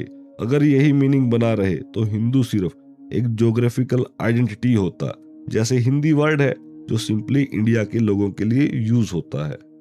सावरकर आर्ग्यू करते हैं, हिंदुत्व को समझने के लिए इमेजिनेशन नहीं बल्कि प्रेजेंट रियलिटी को देखना चाहिए। हिंदू शब्द का मूल मतलब सिर्फ इंडियन हो सकता है, लेकिन आज के टाइम इसका मीनिंग इससे कहीं ज्यादा हो गया है। इसलिए हर इंडियन को हिंदू नहीं कहा जा सकता सिर्फ यहाँ रहने के आधार पर। फ्यूचर में ऐसा हो सकता है कि हिंदू सिर्फ सिटीजनशिप का वर्ड बन जाए, लेकिन अभी ऐसा नहीं है, क्योंकि रिलीजन और आइडेंटिटीज अभी भी अलग अलग हैं। जब तक ये डिफरेंसेस खत्म नहीं होते तब तक नेशन के लिए अपनी आइडेंटिटी और यूनिटी बनाए रखना जरूरी है। कोई फॉरेन व्यक्ति इंडिया का सिटीजन बन सकता है, लेकिन जब तक वो इस लैंड की कल्चर, हिस्ट्री और इमोशनल कनेक्शन को अपनाता नहीं, तब तक वो हिंदू आइडेंटिटी का हिस्सा नहीं बन सकता। हिंदूज को सिर्फ सिटीजन्स नहीं बल्कि एक रेस मतलब जाति माना गया है, जो कॉमन ओरिजिन और शेयर्ड एंसेस्ट्री से जुड़े हैं। जाति का मतलब बताया गया है कि ऐसा ग्रुप जो एक ही सोर्स से आया हो और जिसमें कॉमन ब्लड हो। सावरकर लिखते हैं कि हिंदूज अपने आप को वैदिक एंसेस्टर मतलब सिंधु पीपल का डिसेंडेंट मानते हैं, इसीलिए उनमें एक शेयर्ड लीनिएज है। फिर ऑब्जेक्शन उठाया गया है कि क्या सच में कॉमन ब्लड पॉसिबल है। इसका जवाब एग्जाम्पल से दिया गया, जैसे इंग्लिश, फ्रेंच, जर्मन भी मिक्स्ड ओरिजिन के होते हुए खुद को एक रेस मानते हैं, उसी तरह हिंदूज भी खुद को एक रेस मान सकते हैं। अब पॉइंट आता है कास्ट सिस्टम का, जहां कहा गया कि कास्ट सिस्टम ने फॉरेन ब्लड को बाहर रखने में रोल निभाया है, लेकिन अंदर डिफरेंट ग्रुप के बीच भी मिक्सिंग होती रही। अनुलोमा और प्रतिलोमा मैरिजेस मतलब डिफरेंट कास्ट के बीच रिलेशन से कई न्यू कास्ट बनी, जिसमें ब्लड फ्लो पूरी तरह सेपरेट नहीं रहा। हिस्ट्री में ऐसे कई एग्जाम्पल मिलते हैं, जैसे सत्यकामा जाबिल से लेकर महादजी शिंदे तक। सब ये दिखाने की कोशिश करते हैं कि हिंदू सोसाइटी में ब्लड मिक्स होता रहा और इवोल्व भी होता रहा।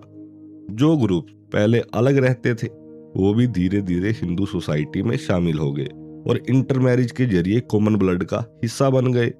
मालाबार और नेपाल जैसे प्लेसेस के एग्जाम्पल दिए गए, जहाँ हाई कास्ट हिंदूज भी उन ग्रुप से शादी करते थे जिन्हें वो पहले अलग मानते थे।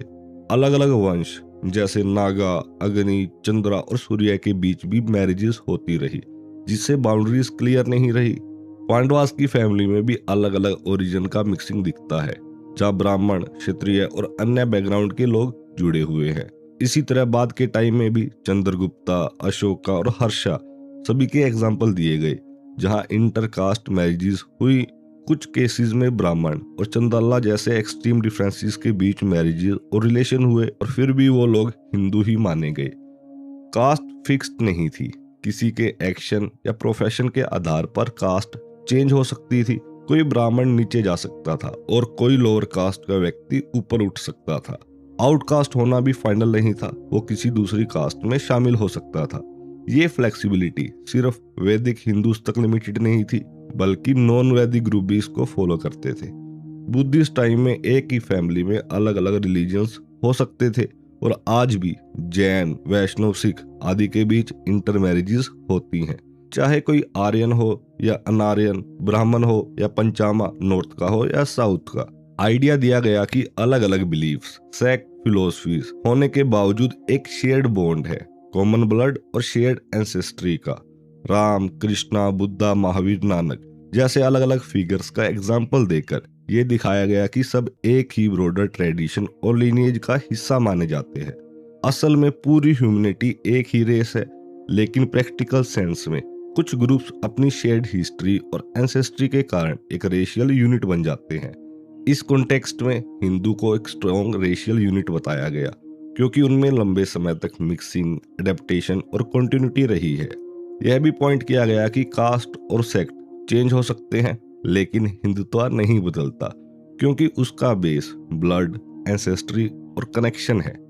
जो लोग इस लैंड मतलब सिंधु से समुद्र तक को अपना फादरलैंड मानते हैं और इस शेयर्ड एंसेस्ट्री को अपना मानते हैं, उनमें हिंदुत्व के दो मेन एलिमेंट मौजूद है, पहला लैंड और दूसरा कॉमन ब्लड। हिंदुत्व के लिए सिर्फ कॉमन लैंड मतलब फादरलैंड और कॉमन ब्लड ही काफी नहीं, एक तीसरा इंपॉर्टेंट एलिमेंट है कॉमन कल्चर मतलब संस्कृति। कुछ अलग लोग जैसे इंडियन मुस्लिम या क्रिश्चियंस इस लैंड से जुड़े हो सकते हैं और उनके एंसेस्टर भी यहीं के हो, लेकिन फिर भी उन्हें हिंदू नहीं कहा जा सकता क्योंकि कल्चरल यूनिटी अलग है। मतलब हिंदू सिर्फ लैंड और ब्लड से नहीं बल्कि अपनी शेयर्ड सिविलाइजेशन और कल्चर से भी जुड़े हैं। इस कल्चर को संस्कृति कहा गया, जो लैंग्वेज संस्कृत मतलब ट्रेडिशंस, हिस्ट्री और वैल्यू के थ्रू एक्सप्रेस होती है। फिर सिविलाइजेशन का मीनिंग समझाया जाता है, यह इंसान के थॉट्स, एक्शन और अचीवमेंट का टोटल एक्सप्रेशन है। लिटरेचर और आर्ट किसी सोसाइटी के थॉट्स को दिखाते हैं, जबकि हिस्ट्री और इंस्टीट्यूशन उसके एक्शंस और अचीवमेंट को दिखाते हैं। सिविलाइजेशन एक दूसरे से कुछ इन्फ्लुएंस लेती है, लेकिन फिर भी हर कल्चर की अपनी एक यूनिक आइडेंटिटी होती है। जैसे अलग अलग चीजें एक दूसरे से जुड़ी हो सकती हैं, लेकिन फिर भी अपनी अलग पहचान बनाए रखती है। इसी तरह हिंदू सिविलाइजेशन ने भी दूसरों से लिया और दिया, लेकिन फिर भी उसकी अपनी एक डिस्टिंक्ट पहचान है। हिंदू चाहे आपस में कितना भी डिफरेंट हो, फिर भी उनमें इतनी सिमिलैरिटी है कि उन्हें एक सिंगल कल्चरल यूनिट माना जा सकता है। साथ में इनकी कॉमन हिस्ट्री भी है, चाहे कुछ लोग कहते हो कि उनकी कोई हिस्ट्री नहीं। यह हिस्ट्री बहुत पुरानी है, वेदास से शुरू होती है और जनरेशन से स्टोरीज, ट्रेडिशन और यादों के रूप में चलती आ रही है। राम, सीता, कृष्णा, महाभारत के हीरो जैसे करेक्टर पूरे देश में कॉमन रेफरेंस बनाए गए। हर रीजन में लोग इनसे खास जुड़ाव महसूस करते हैं। इन स्टोरीज और हीरोज के कारण लोगों में एक शेयर्ड इमोशनल कनेक्शन बनता है, चाहे वो अलग अलग जगहों पर रहते हो। नॉर्थ से साउथ तक लोग सेम घटनाओं, विक्ट्रीज और ट्रेजिडीज को अपनी हिस्ट्री की तरह फील करते हैं, जैसे पृथ्वीराज, गुरु तेग बहादुर आदि के एग्जाम्पल्स दिए गए। यहाँ ये पॉइंट दिया गया है कि जैसे दूसरे देशों में भी इंटरनल कॉन्फ्लिक्ट होते हैं, इंग्लैंड, फ्रांस, फिर भी उनकी कॉमन हिस्ट्री होती है, उसी तरह हिंदूज की भी है। अगर हम लिटरेचर की बात करें, जहाँ संस्कृत को एक कॉमन बेस लैंग्वेज बताया गया जिससे कई रीजनल लैंग्वेज निकलती है, संस्कृत को सिर्फ लैंग्वेज नहीं बल्कि कल्चरल बॉन्ड बताया गया है जिससे पूरे नेशन की थिंकिंग और ट्रेडिशन जुड़े हैं। गुजराती, हिंदी, तमिल, बंगाली आदि सभी लैंग्वेज को एक ही रूट से जुड़ा बताया गया जो लोगों को एक साथ जोड़ती है। फिर सावरकर लिखते हैं अलग अलग सेक्ट्स जैसे जैन, लिंगायत, सिख आदि, इनके टेक्स्ट और वर्क भी सभी की कॉमन हेरिटेज हैं। इसी तरह पोइट, साइंटिस्ट और स्कॉलर्स सबके लिए कॉमन प्राइड का सोर्स है। आर्ट और आर्किटेक्चर की बात भी की गई, जहां डिफरेंट रिलीजियस ग्रुप ने मिलकर मोन्यूमेंट बनाए जिससे एक शेयर्ड कल्चरल हेरिटेज बना। अलग अलग रीजन में डिटेल अलग हो सकती हैं, लेकिन ओवरऑल स्ट्रक्चर और प्रिंसिपल एक जैसे हैं, इसीलिए इन्हें एक हिंदू लॉ का हिस्सा माना गया। जैसे अलग देशों के लॉ इंग्लिश, रोमन, अमेरिकन में डिफरेंट होते हुए भी उनका एक कॉमन बेस है, वैसे ही हिंदू लॉ भी एक ऑर्गेनिक सिस्टम है जो समय के साथ इवॉल्व होता रहा लेकिन अपनी आइडेंटिटी बनाए रखता है। इंडिया के अलग अलग हिस्सों में जैसे महाराष्ट्र, बंगाल, पंजाब में कस्टम्स अलग हो सकते हैं, लेकिन ओवरऑल सिमिलरिटी इतनी है कि सब एक ही सिस्टम के हिस्सा लगते हैं। फिर फेस्टिवल और रिचुअल्स की बात की गई, जैसे दशहरा, दिवाली, रक्षाबंधन, होली, ये पूरे देश में सेलिब्रेट होते हैं और सभी ग्रुप्स सिख, जैन, ब्राह्मण, पंचम आदि को जोड़ते हैं। ये फेस्टिवल एक कॉमन कल्चरल एक्सपीरियंस बनाते हैं जिससे यूनिटी और स्ट्रॉन्ग होती है। पिलग्रिम प्लेसेस और बड़े फेस्टिवल जैसे जगन्नाथ यात्रा, कुंभ, बैसाखी को एक तरह का नेशनल गैदरिंग बताया गया, जहाँ लोग एक साथ आते हैं और कनेक्टेड फील करते हैं। यहाँ जानबूझकर रिलीजियस बिलीफ पर फोकस नहीं किया गया बल्कि कल्चर और सोसाइटी की यूनिटी पर जोर दिया गया। अंत में सावरकर लिखते हैं हिंदू एक राष्ट्र मतलब नेशन, एक जाति और एक कॉमन संस्कृति शेयर करते हैं। अब सावरकर बताते हैं कि हिंदू किसे कहा जा सकता है। हिंदू वो है जो सिंधु से लेकर समुद्र तक इस भूमि को अपनी फादरलैंड मानता है, यानी अपने पूर्वजों की भूमि। दूसरा, वो उस शेयर्ड एंसेस्ट्री मतलब कॉमन ब्लड से जुड़ा हुआ है जो वैदिक समय में डेवलप होकर आज हिंदू समाज में बदल गया। तीसरा, वो इस पूरी सिविलाइजेशन मतलब संस्कृति को अपना मानता है जिसमें common history, heroes, literature, art, law, festival और ट्रेडिशन शामिल है। यह जरूरी नहीं कि हर हिंदू हर डिटेल में सेम हो, लेकिन इतना जरूरी है कि उसमें बाकी हिंदूज के साथ ज्यादा सिमिलरिटी हो कंपेयर टू आउटसाइडर। इसी वजह से कुछ कम्युनिटी जैसे क्रिश्चियन और मुस्लिम, जिनका ओरिजिन इंडिया में ही है और जिनमें कॉमन ब्लड और लैंड का कनेक्शन भी है, फिर भी हिंदू नहीं माने जाते, क्योंकि उनकी कल्चरल आइडेंटिटी अब अलग हो गई है। उनके हीरोज, फेस्टिवल, बिलीफ और लाइफ आउटलुक अलग हो गए हैं, इसलिए वे एक अलग कल्चरल यूनिट बन जाते हैं। यहाँ मेन पॉइंट ये है कि हिंदुत्व के 3 मेन एलिमेंट है। पहला लैंड मतलब राष्ट्र, फिर ब्लड जाति और कल्चर मतलब संस्कृति। अगर कोई व्यक्ति इन तीनों को सेटिस्फाई करता है तो उसे हिंदू माना जा सकता है। फिर सावरकर एग्जांपल देते हैं बोहरा या खोजो कम्युनिटीज का, जो इंडिया को अपनी लैंड मानते हैं, जिनमें हिंदू एंसेस्ट्री भी हो सकती है और कई कल्चरल चीजें भी कॉमन है। ऐसे केसेस में वे काफी हद तक हिंदुत्व के क्राइटेरिया को मीट करते हैं, क्योंकि कम्युनिटीज के अंदर डिफरेंसेस होना नॉर्मल है। एक और इम्पोर्टेंट फैक्टर है जो कल्चर के अंदर आता है, लेकिन इतना इम्पोर्टेंट है कि उसे अलग से समझना पड़ेगा, खासकर क्योंकि वो रिलीजियस एस्पेक्ट से जुड़ा है। सावरकर आर्ग्यू करते हैं कि हिंदू और हिंदुज्म को कंफ्यूज करने से प्रॉब्लम पैदा होती है। सबसे पहले पॉइंट ये है कि हिंदुज्म को समझने के लिए हिंदू कौन है ये डिफाइन करना जरूरी है। हिंदुज्म को यहाँ डिफाइन किया गया है एज रिलीजियस बिलीफ का सेट जो हिंदू लोगों में पाए जाते हैं, लेकिन कई लोग उल्टा करते हैं, पहले हिंदुज्म को डिफाइन करते हैं, फिर उसी के हिसाब से डिसाइड करते हैं कि कौन हिंदू है। इससे प्रॉब्लम ये होती है कि जो कम्युनिटीज उस डेफिनेशन में फिट नहीं होती, जैसे सिख, जैन, आर्य समाजी, उन्हें बाहर कर दिया जाता है। यह अप्रोच गलत बताई गई, क्योंकि इससे अननेसेसरी कॉन्फ्लिक्ट और मिसअंडरस्टैंडिंग बढ़ती है। फिर एक लॉजिकल प्रॉब्लम दिखाई गई। हिंदू कौन है जो हिंदुज्म को फॉलो करता है? हिंदुज्म क्या है जो हिंदूज फॉलो करते हैं? यह सर्कुलर लॉजिक है जिसे क्लियर आंसर नहीं मिलता। इसके कारण कुछ लोग ये तक कह देते हैं कि हिंदूज नाम की कोई कम्युनिटी है ही नहीं, जो यहाँ गलत बताया गया। फिर सावरकर एक्सप्लेनेशन देते हैं कि Hindu word originally Sindhu Indus से आया है, इसलिए इसका बेसिक मीनिंग उस लैंड के लोगों से जो सिंधु से समुद्र तक रहते हैं। इस हिसाब से हिंदुज्म का मतलब होना चाहिए उन रिलीजन्स या बिलीफ सिस्टम का कलेक्शन जो इस लैंड में पैदा हुए। लेकिन क्योंकि बिलीफ बहुत डाइवर्स है, उन्हें एक सिंगल सिस्टम में फिट करना मुश्किल है। इसीलिए सही अप्रोच ये है कि हिंदुज्म को एक सिंगल रिजिड सिस्टम ना मानकर मल्टीपल सिस्टम का ग्रुप माना जाए, जो कभी कभी अलग या कॉन्ट्राडिक्टरी भी हो सकते हैं। हिंदुज्म की डेफिनेशन क्लियर न होने का मतलब ये नहीं कि हिंदू पीपल एग्जिस्ट नहीं करते, और किसी भी कम्युनिटी वैदिक या अवैदिक को नॉन हिंदू कहना गलत है, सिर्फ इसीलिए कि वो किसी स्पेसिफिक रिलीजियस डेफिनेशन में फिट नहीं होता। सावरकर अब इस डिस्कशन का फोकस हिंदुज्म नहीं बल्कि हिंदुत्व पर करते हैं। इसलिए हिंदुज्म को डिटेल में एक्सप्लेन नहीं किया जा रहा, क्योंकि पहले हिंदू कौन है ये समझना जरूरी है, और वही हिंदुत्व के थ्रू क्लियर हो जाता है। हिंदुज्म को ब्रॉडली उन सभी रिलीजियस बिलीफ के लिए यूज किया जाना चाहिए जो हिंदूज कम्युनिटीज में पाए जाते हैं, लेकिन प्रैक्टिकली लोग हिंदुज्म को सिर्फ मेजोरिटी के रिलीजन मतलब सनातन धर्म या वैदिक धर्म तक ही लिमिटेड कर देते हैं, और प्रॉब्लम यहीं से पैदा होती है।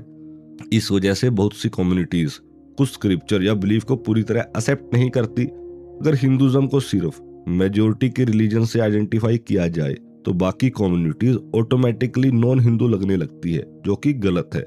इससे एक गलत कंक्लूजन निकलता है कि जो लोग ऑर्थोडॉक्स बिलीफ फॉलो नहीं करते वो हिंदू नहीं है। यह बात इन कम्युनिटीज को नेचुरली एक्सेप्ट नहीं होती, क्योंकि उनकी एंसेस्ट्री, हिस्ट्री और आइडेंटिटी उसी लार्जर हिंदू सोसाइटी से जुड़ी हुई है। इसीलिए मेन आर्ग्यूमेंट ये है कि रिलीजन मतलब हिंदुज्म को बेस बनाकर हिंदू डिफाइन करना गलत है। हिंदू तो एक ब्रॉडर कॉन्सेप्ट है जिसमें कई अलग अलग बिलीफ और प्रैक्टिस साथ एग्जिस्ट करते हैं। अगर हिंदुज्म को नैरो डिफाइन किया जाए तो कई जेन्युइन हिंदू कम्युनिटीज को अननेसेसरली बाहर कर दिया जाएगा, जिससे कंफ्यूजन और डिवीजन बढ़ता है।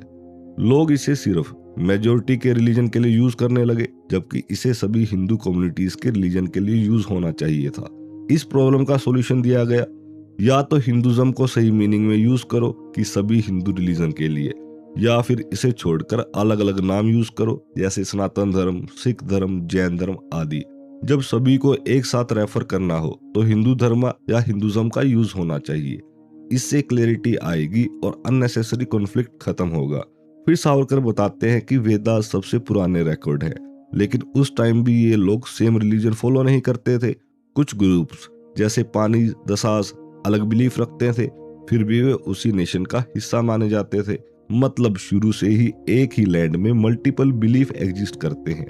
धीरे धीरे ये प्रोसेस डेवलप होकर Sindhu is equal to Hindu और Sindhustan is equal to Hindustan बना, और साथ ही अलग अलग रिलीजियस स्कूल भी इवॉल्व हुए। इन सभी स्कूल्स वैदिक, जैन, बुद्धिस्ट, सिख ने मिलकर एक ब्रॉडर सिंथेसिस बनाया जिसे यहाँ हिंदू धर्म कहा गया। इस हिंदू धर्म का गोल है ट्रूथ, और मेथड रियलाइजेशन यही है कि किसी एक सेक्ट तक लिमिटेड नहीं बल्कि सभी को इंक्लूड करता है, इवन एथिस्ट तक। एथिस्ट मतलब जो भगवान को नहीं मानते। इसीलिए कंक्लूजन यह है कि सनातन धर्म भी सिर्फ एक पार्ट है बल्कि पूरा हिंदू धर्म नहीं। हिंदू रिलीजन की बेसिक कैरेक्टरिस्टिक्स फ्लेक्सिबल है, जैसे वेदास में बिलीफ, मल्टीपल पाथ्स और वर्शिप के लिए स्ट्रिक्ट रूल नहीं होना।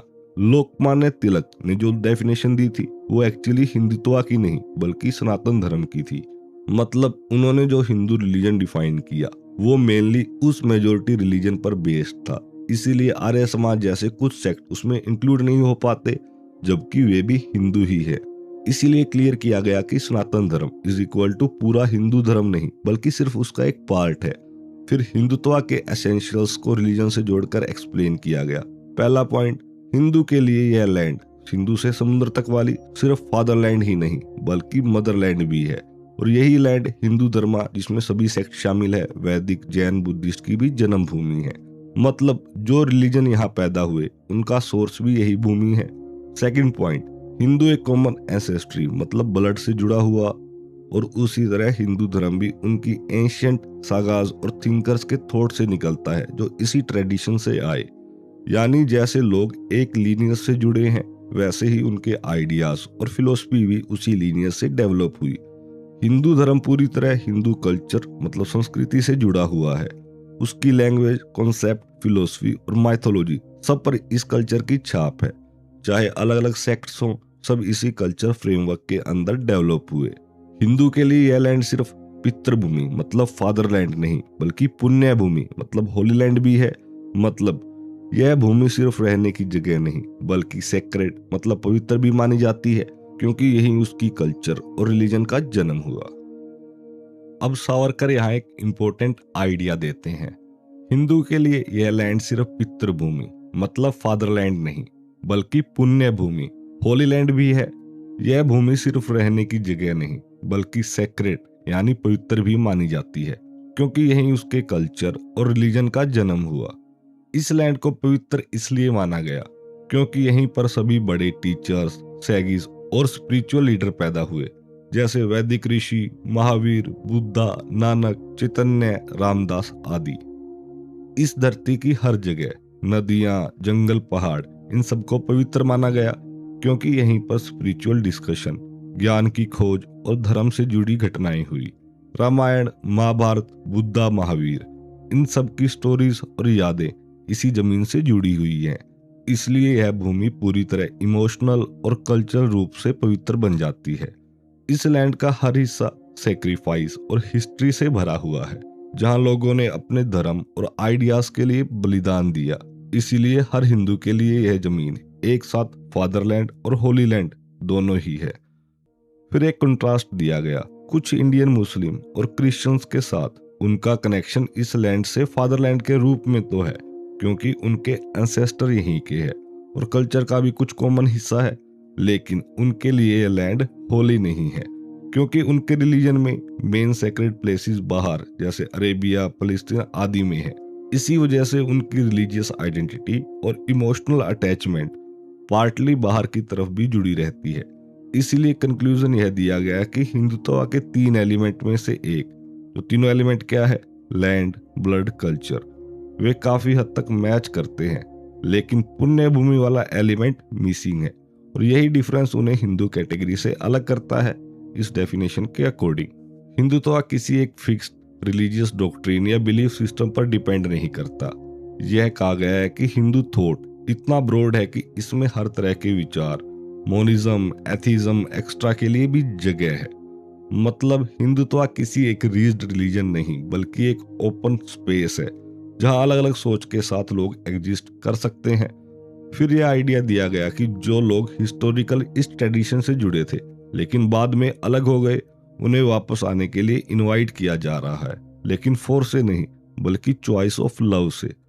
उनसे कहा जा रहा है कि अगर वे इस लैंड को सिर्फ फादरलैंड ही नहीं बल्कि होली लैंड भी माने तो वो पूरी तरह इस आइडेंटिटी का हिस्सा बन सकते हैं।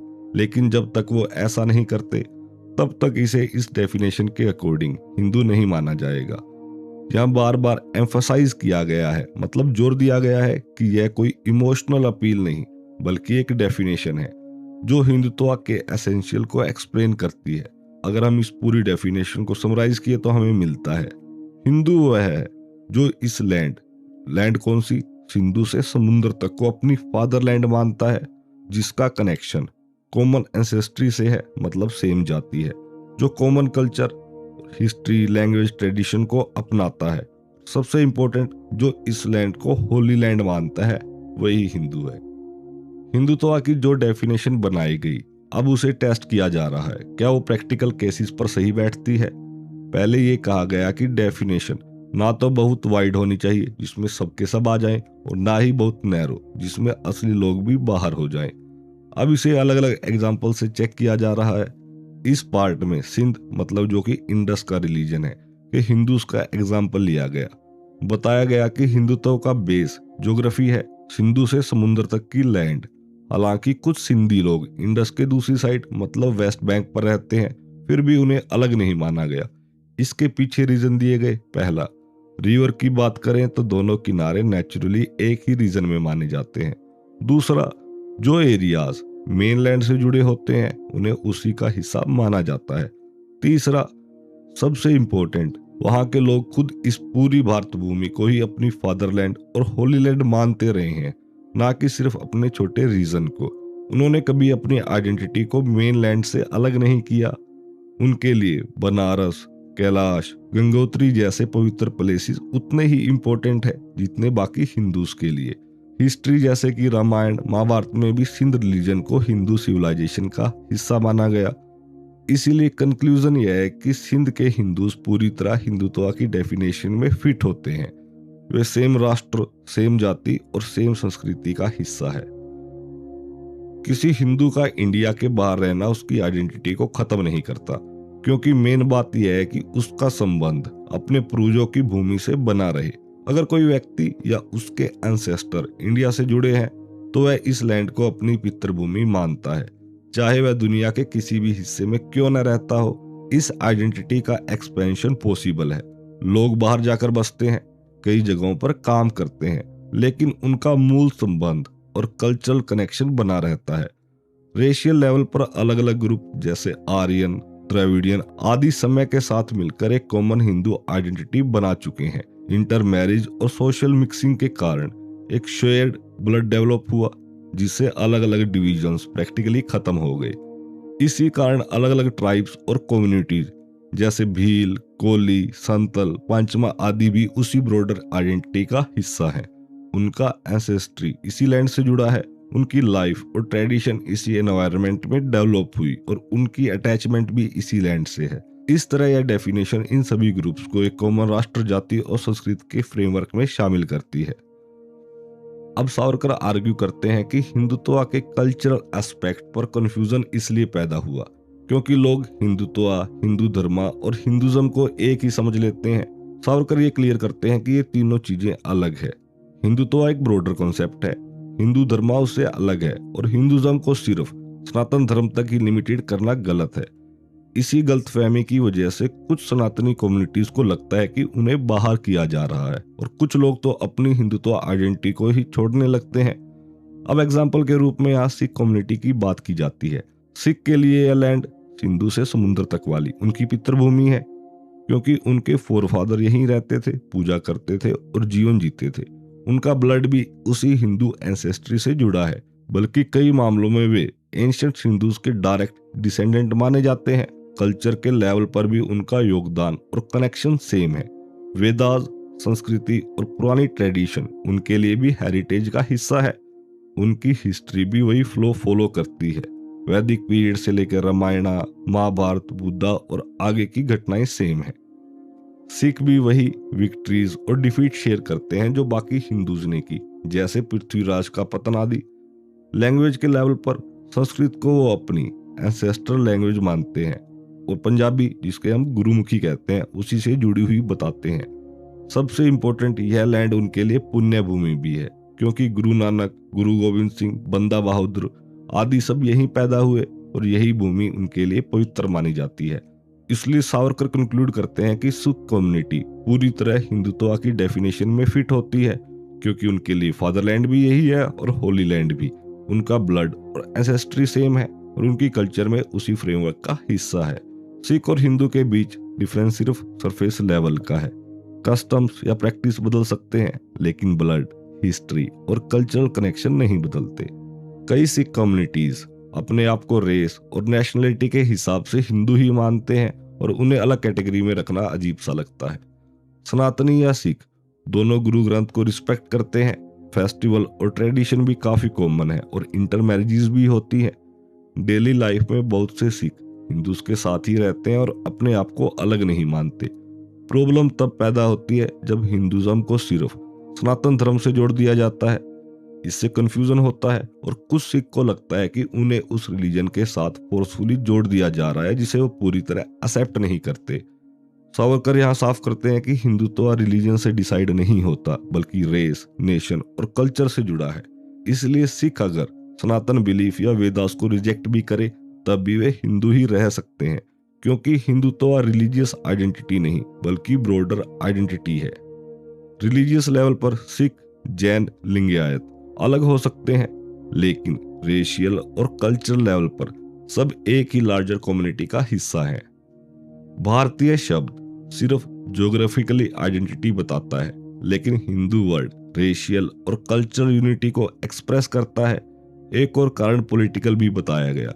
कुछ सिख्स ने अलग आइडेंटिटी इसलिए भी चाही ताकि उन्हें स्पेशल रिप्रेजेंटेशन मिल सके, लेकिन कहा गया है कि वह अपने राइट्स के लिए अलग पॉलिटिकल डिमांड करना ठीक है, पर इसके लिए अपनी ब्रॉडर आइडेंटिटी मतलब हिंदुत्व को छोड़ना जरूरी नहीं है।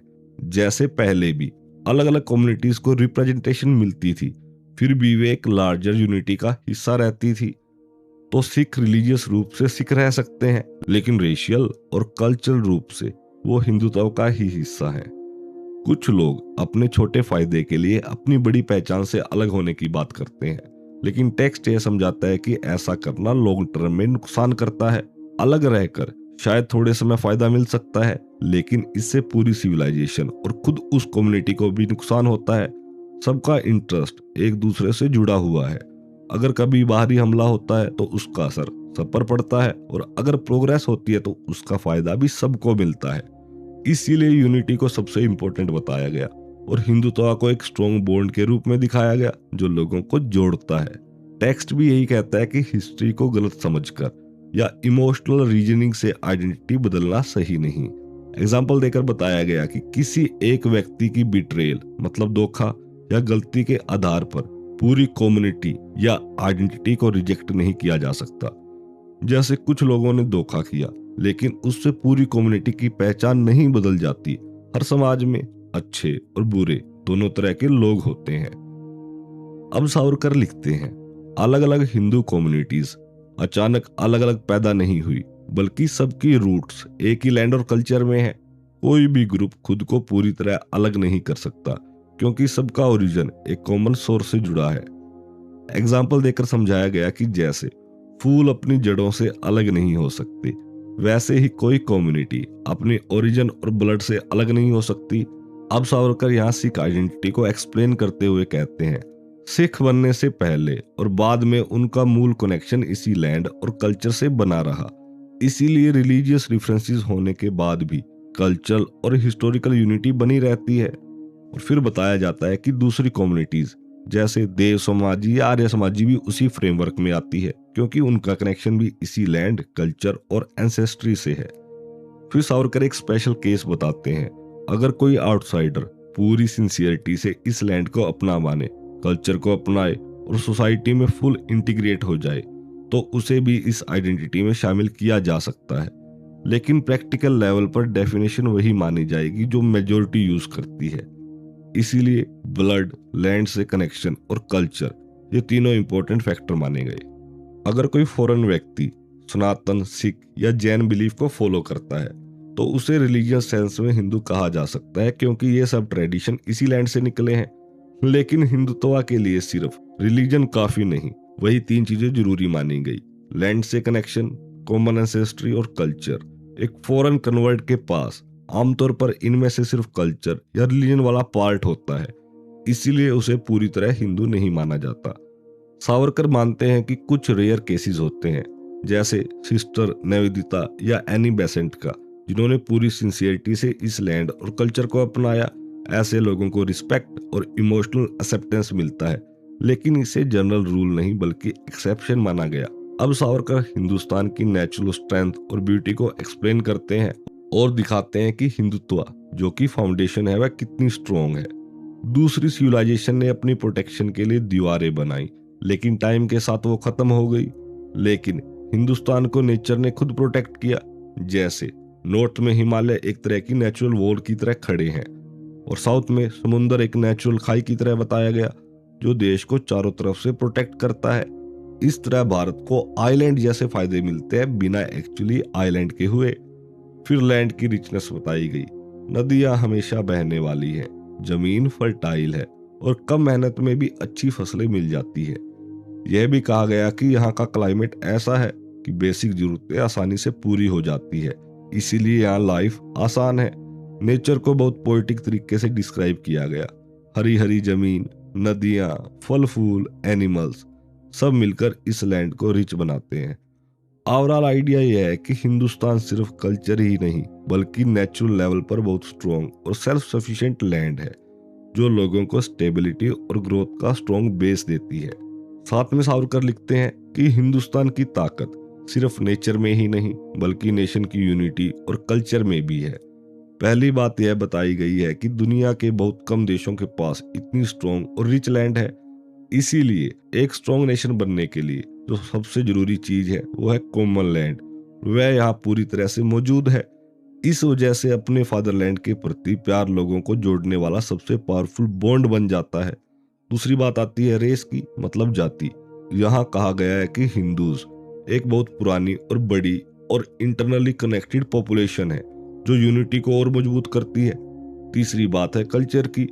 यहाँ कंपेयर किया गया है कि जैसे कुछ नेशंस एक ही राइटर या हिस्ट्री पर यूनिटी फील करते हैं, वैसे हिंदूज के पास उससे कहीं बड़ी शेयर्ड हेरिटेज है, जैसे रामायण, महाभारत और वेदास। इन शेयर्ड टेक्स्ट, स्टोरीज और हिस्ट्री से लोगों में एक डीप कनेक्शन बनता है।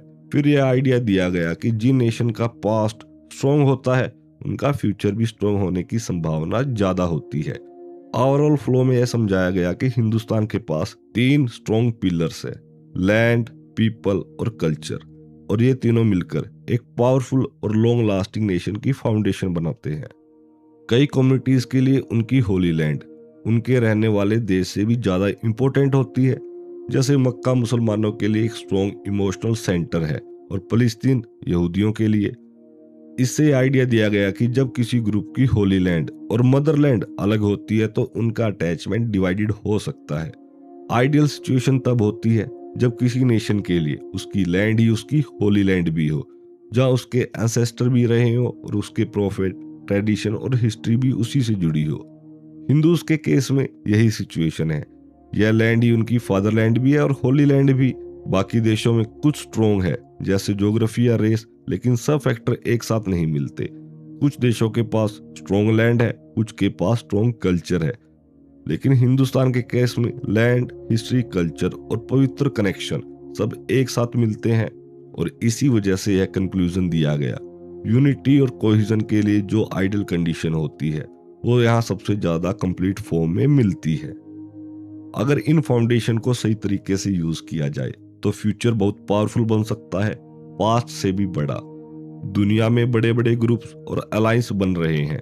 जैसे यूनिटी बढ़ाने के लिए मूवमेंट्स और कॉम्बिनेशन, छोटे छोटे ग्रुप्स भी बड़े सिस्टम में जुड़ने की कोशिश कर रहे हैं ताकि सर्वाइवल और पावर बढ़ सके।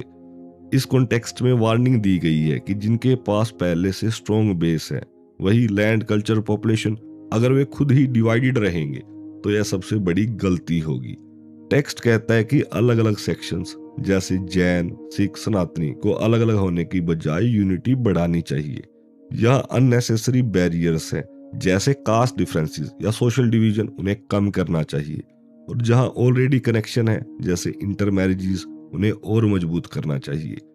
मेन आइडिया यह है कि यूनिटी नेचुरल है और ऑलरेडी एग्जिस्ट करती है, उसे तोड़ना नुकसानदायक हो सकता है। हर नेशन की स्ट्रेंथ उस ग्रुप पर डिपेंड करती है जिसका कनेक्शन अपनी लैंड, हिस्ट्री और कल्चर से सबसे स्ट्रॉन्ग होता है। इसीलिए फ्यूचर की स्ट्रेंथ भी उसी बेस पर डिपेंड करेगी कि लोग कितने यूनाइटेड हैं और अपनी कॉमन आइडेंटिटी को कितना मजबूत रखते हैं। फिर सावरकर यहाँ एक एग्जाम्पल देते हैं। जब कॉन्फ्लिक्ट्स होते हैं, मतलब झगड़े, तो लोग अक्सर उसी साइड की तरफ जाते हैं जिससे उनका डीपर कनेक्शन होता है। जैसे टर्की और अमेरिका के केसेस में बताया गया कि क्राइसिस के टाइम पर इंटरनल डिवीजन सामने आ जाते हैं। इससे यह पॉइंट निकलता है कि यूनिटी बहुत जरूरी है, खासकर उस ग्रुप की जो देश की फाउंडेशन बनाता है। हिंदूज का कनेक्शन अपनी लैंड, कल्चर और हिस्ट्री से सबसे ज्यादा स्ट्रॉन्ग है, इसलिए वही बेस माने गए। लेकिन साथ में यह भी क्लियर किया गया कि यूनिटी का मतलब दूसरों के खिलाफ होना नहीं, बल्कि अपनी स्ट्रेंथ और प्रोटेक्शन के लिए खुद को मजबूत करना है। इसके बाद सावरकर एक चेतावनी भी देते हैं, अगर लोग अपनी आइडेंटिटी और यूनिटी को छोड़ देंगे तो वो अपनी ही स्ट्रेंथ को कमजोर कर देंगे। और कंक्लूजन निकालते हैं कि इतनी बड़ी पॉपुलेशन, स्ट्रॉन्ग कल्चर और हिस्ट्री के साथ अगर यूनिटी हो जाए तो बड़ी अचीवमेंट पॉसिबल है। इस किताब के आखिर में सावरकर एक लास्ट आइडिया देते हैं कि अल्टीमेट गोल सिर्फ पावर नहीं बल्कि यूनिवर्सल वैल्यूज हैं, जैसे भगवत गीता और गौतम बुद्धा की टीचिंग्स, जो पूरे ह्यूमैनिटी के लिए हैं। आप सुन रहे थे जितेश की पाठशाला। किताब को पूरा सुनने के लिए आपका धन्यवाद। अगर आपको ऐसी किताबें पसंद है तो हमारे चैनल को सब्सक्राइब कीजिए। तो मिलते हैं ऐसी ही किसी और वीडियोस में, तब तक के लिए नमस्कार।